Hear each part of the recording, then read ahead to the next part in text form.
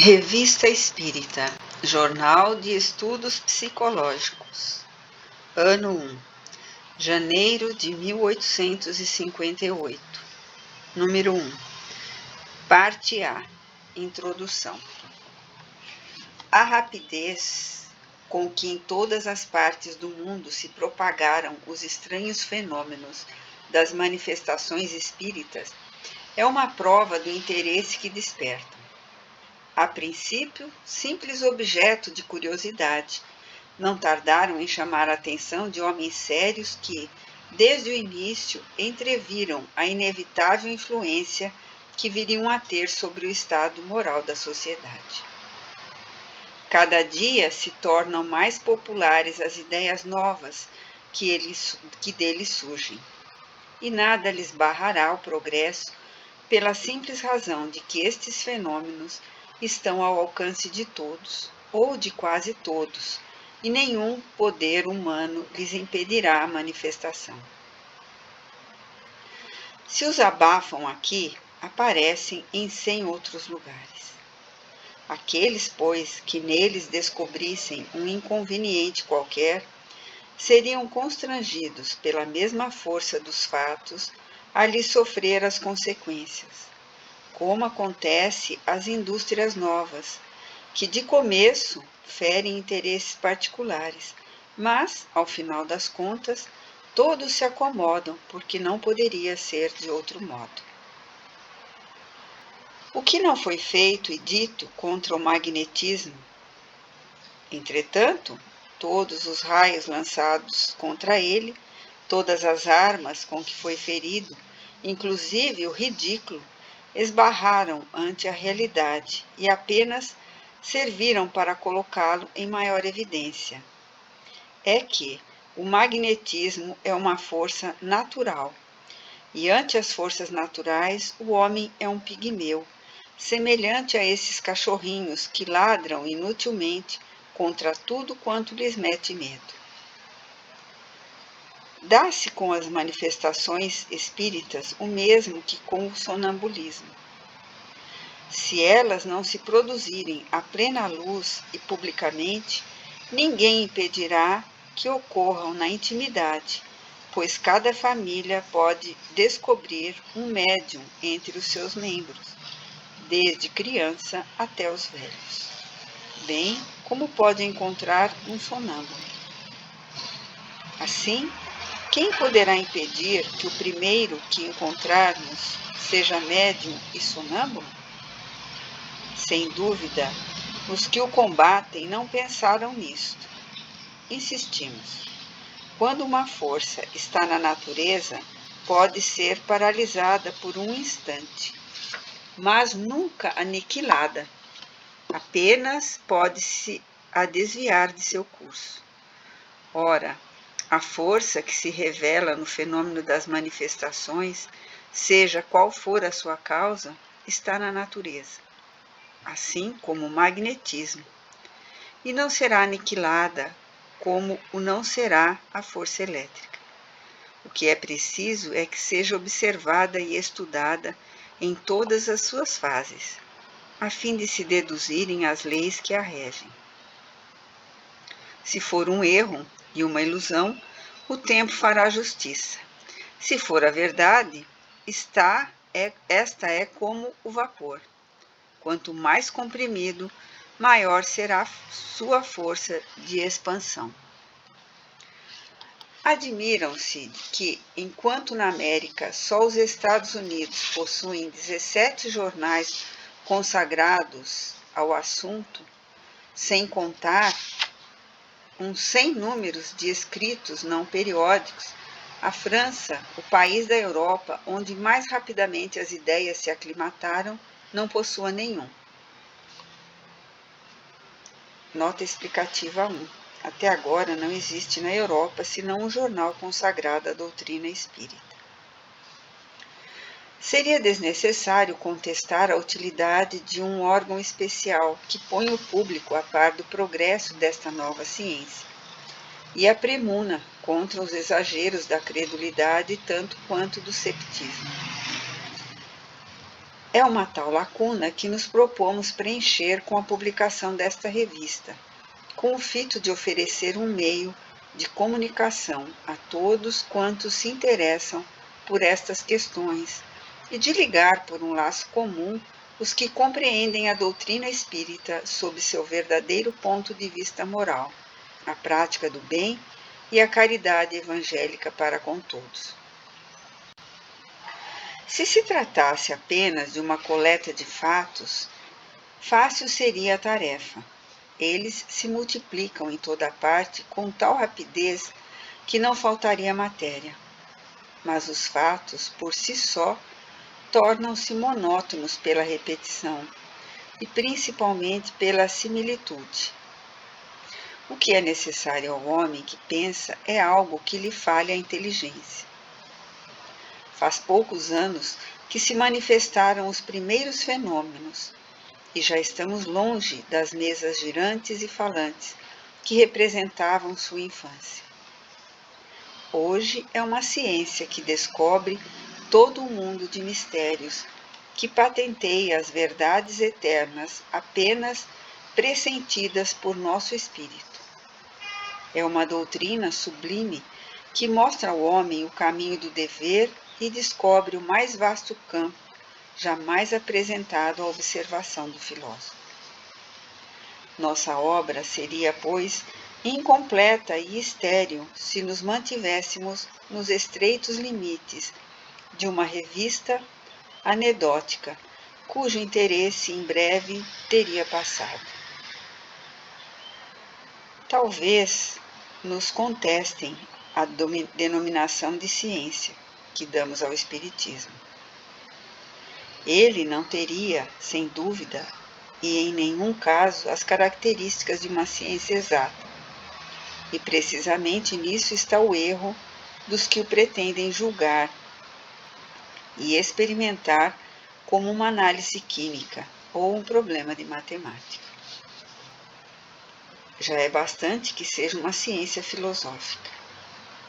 Toda ciência deve basear-se em fatos, mas estes, por si sós, não constituem a ciência. Ela nasce da coordenação e da dedução lógica dos fatos. É o conjunto de leis que os regem. Chegou o Espiritismo ao estado de ciência? Se se trata de uma ciência acabada, sem dúvida será prematuro responder afirmativamente. Mas as observações já são hoje bastante numerosas para permitirem, pelo menos, deduzir os princípios gerais onde começa a ciência. O exame raciocinado dos fatos e das consequências deles decorrentes é, pois, um complemento, sem o qual nossa publicação seria de medíocre utilidade e apenas ofereceria um interesse secundário a quem reflete e quer dar-se conta do que vê.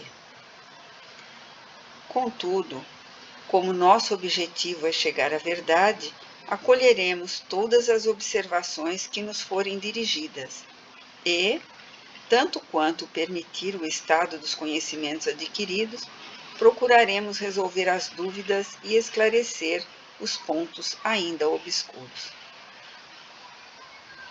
Nossa revista será, assim, uma tribuna, na qual, entretanto, a discussão jamais deverá afastar-se das normas das mais estritas conveniências. Numa palavra, discutiremos, mas não disputaremos.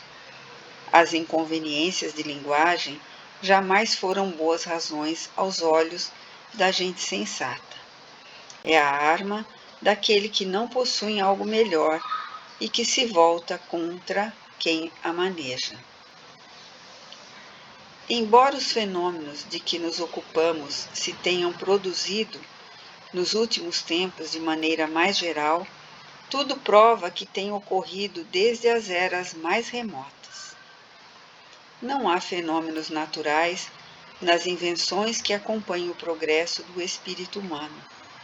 Assim, pois, desde que estão na ordem das coisas, sua causa é tão antiga quanto o mundo e os seus efeitos devem ser produzidos em todas as épocas.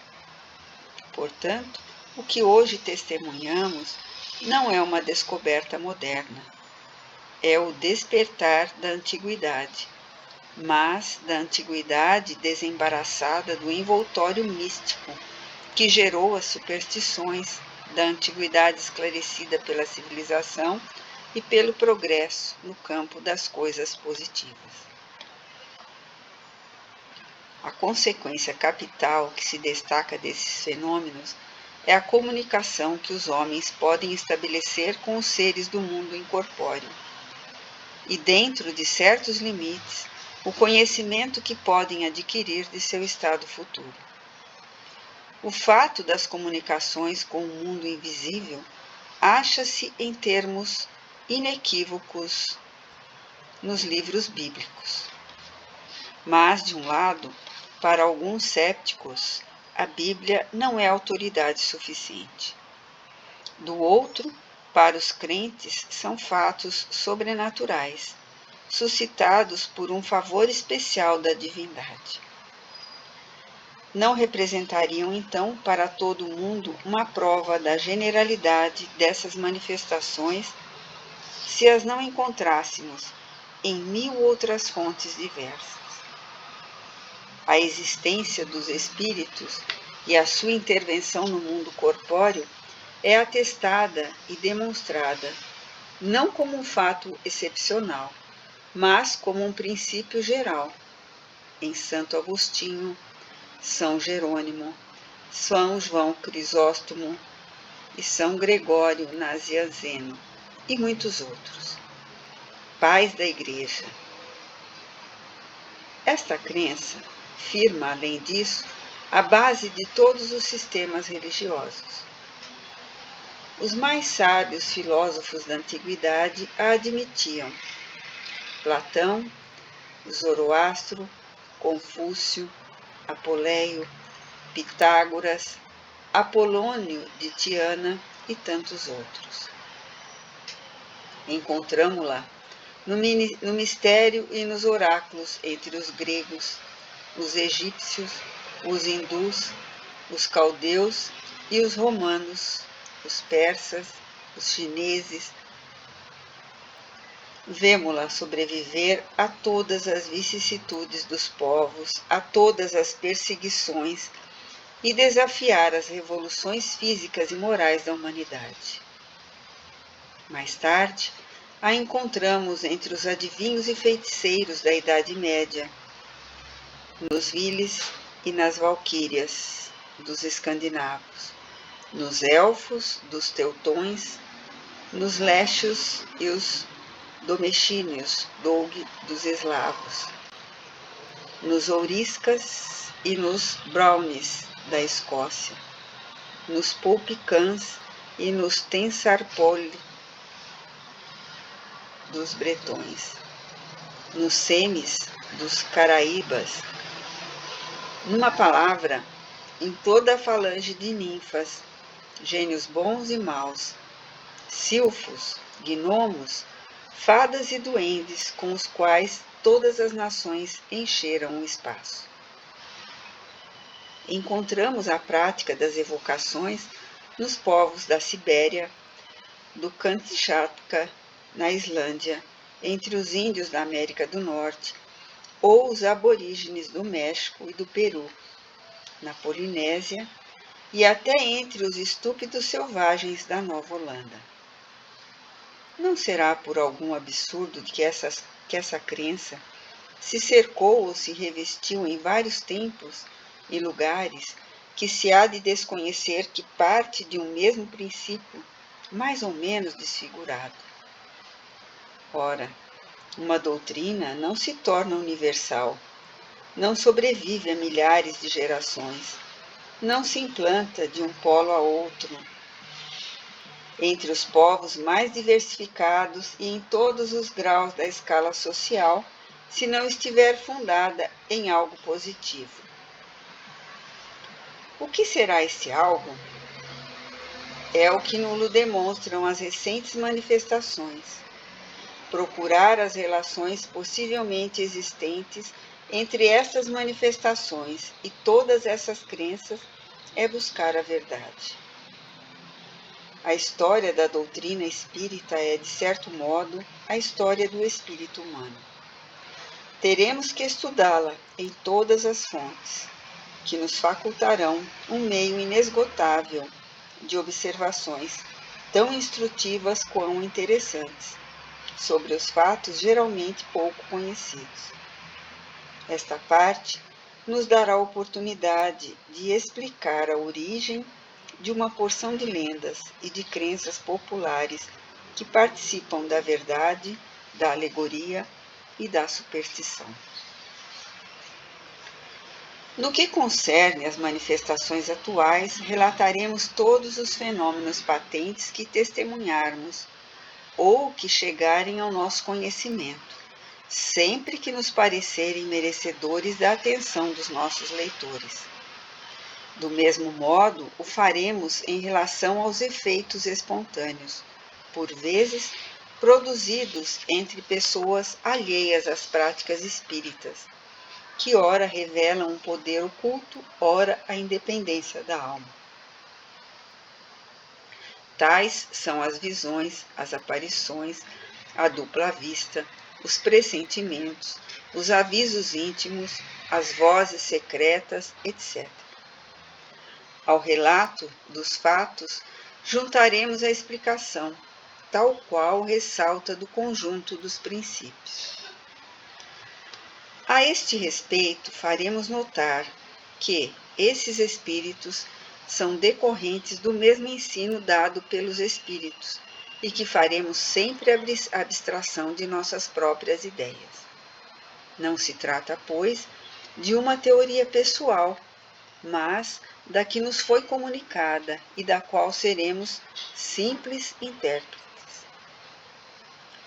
Largo espaço será igualmente reservado às comunicações escritas ou verbais dos espíritos, desde que tenham um fim útil, assim como as evocações de personagens antigas ou atuais, conhecidas ou obscuras, sem desprezar as evocações íntimas que, muitas vezes, nem por isso são menos instrutivas.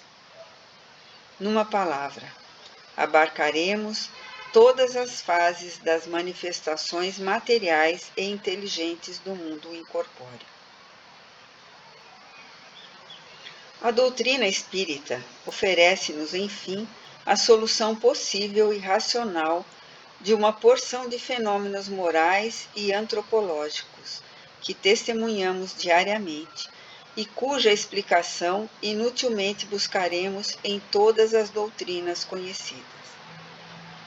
Nesta categoria colocaremos, por exemplo, a simultaneidade de pensamentos, as anomalias de certos caracteres, as simpatias e antipatias, os conhecimentos intuitivos, as aptidões, as propensões, os destinos que parecem marcas da fatalidade, e num quadro mais geral, o caráter distintivo dos povos, seu progresso ou sua degenerescência.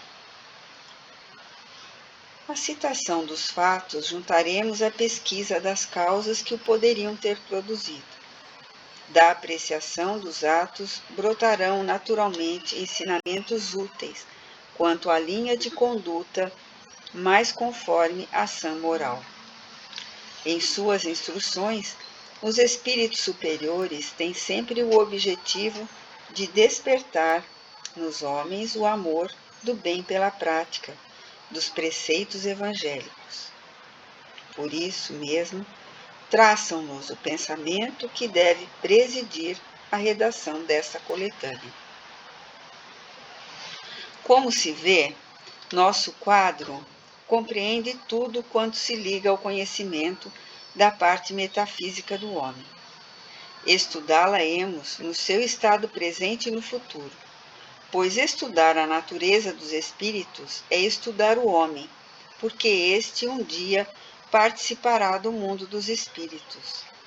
Eis porque adicionamos ao título principal o subtítulo Jornal de Estudos Psicológicos, a fim de dar a compreender toda a sua importância. Nota: por mais abundantes que sejam nossas observações pessoais e as fontes onde acolhemos, nem dissimulamos as dificuldades da tarefa nem nossa insuficiência. Para suplementar, contamos com o concurso benévolo de todos quantos se interessam por esses problemas. Seremos, pois, gratos pelas comunicações que nos forem transmitidas sobre os diversos assuntos de nossos estudos. Nesse propósito, chamamos a atenção para os 10 pontos seguintes, sobre os quais nos poderão fornecer documentos. Primeiro, manifestações materiais ou inteligentes obtidas em reuniões a que estiverem presentes. Segundo, fatos de lucidez sonambúlica e de êxtase. Terceiro, fatos de segunda vista, previsões, pressentimentos, etc. Quarto, fatos relativos ao poder oculto atribuído com ou sem razão a certas pessoas. Quinto, lendas e crenças populares. Sexto, fatos de visões e aparições. Sétimo, fenômenos psicológicos particulares que por vezes ocorrem no momento da morte. Oitavo, problemas morais e psicológicos a resolver. 9. Fatos morais, atos notáveis de devotamento e abnegação, cuja propagação pode servir de exemplo útil. 10.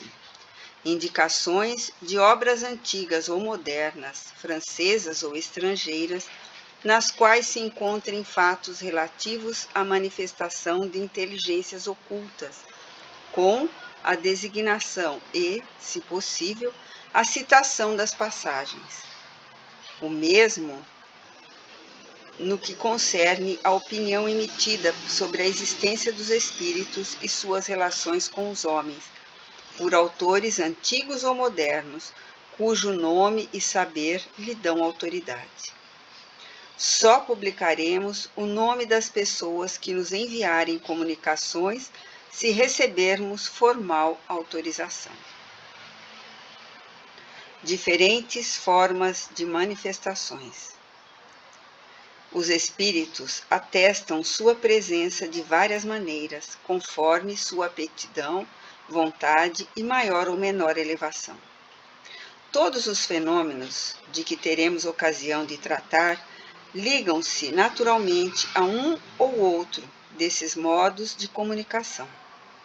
Para facilitar a compreensão dos fatos, julgamos, pois, um dever abrir a série de nossos artigos com um quadro das diversas formas de manifestações. Podem ser assim resumidas. Primeiro, ação oculta, quando nada tem de ostensivo. Tais são, por exemplo, as inspirações ou sugestões de pensamentos, os avisos íntimos, a influência sobre os acontecimentos, etc. Segundo, ação patente ou manifestação, quando é de qualquer maneira provável. Terceiro, manifestações físicas ou materiais. São as que traduzem por fenômenos sensíveis, tais como ruídos, movimentos e deslocamento de objetos. Essas manifestações não trazem frequentemente nenhuma mensagem, só têm por fim chamar a atenção para qualquer coisa e convencer-nos da presença de um poder sobre-humano. Quarto, manifestações visuais ou aparições, quando o espírito se mostra sob uma forma qualquer, sem ter nenhuma das propriedades conhecidas da matéria. Quinto, manifestações inteligentes, quando revelam um pensamento. Toda manifestação que tem sentido, mesmo quando não passa de simples movimento ou ruído, que custa certa liberdade de ação, corresponde a um pensamento ou obedece a uma vontade. É uma manifestação inteligente. E as há em todos os graus. Sexto, as comunicações são manifestações inteligentes que têm como objetivo uma troca de ideias entre o homem e os espíritos. A natureza dessas comunicações varia segundo a elevação ou a inferioridade, o saber ou a ignorância do espírito que se manifesta, e conforme a natureza do assunto de que se trata. Podem ser frívolas, grosseiras, sérias ou instrutivas. As comunicações frívolas procedem de espíritos levianos, zombeteiros e travessos, mais malandros que maus, e que nenhuma importância ligam ao que dizem. As comunicações grosseiras traduzem-se por expressões que chocam o decoro. Procedem de espíritos inferiores ou que ainda não se despojaram de todas as impurezas da matéria. As comunicações sérias são graves quanto ao assunto e à maneira que são feitas. A linguagem dos espíritos superiores é sempre digna e isenta de trivialidade. Toda comunicação que exclui a frivolidade e a grosseria e que tem um fim útil, mesmo de interesse particular, é por isso mesmo séria. As comunicações instrutivas são as comunicações sérias cujo principal objetivo é um ensinamento qualquer dado pelo espírito sobre as ciências, a moral, a filosofia, etc. São mais ou menos profundas e mais ou menos verdadeiras, conforme o grau de elevação e de desmaterialização do espírito. Para tirar proveito real dessas comunicações, devem elas ser regulares e seguidas com perseverança. Os espíritos sérios ligam-se àqueles que querem instruir-se e os ajudam, ao passo que deixam os espíritos levianos a tarefa de divertir com as suas falácias àqueles que não veem nossas manifestações senão passatempo. Só pela regularidade e pela frequência das comunicações é que se pode apreciar o valor moral e intelectual dos espíritos com os quais nos entretemos, bem como o grau de confiança que merecem. Se é necessário ter experiência para julgar os homens, mais ainda o é para julgar os espíritos.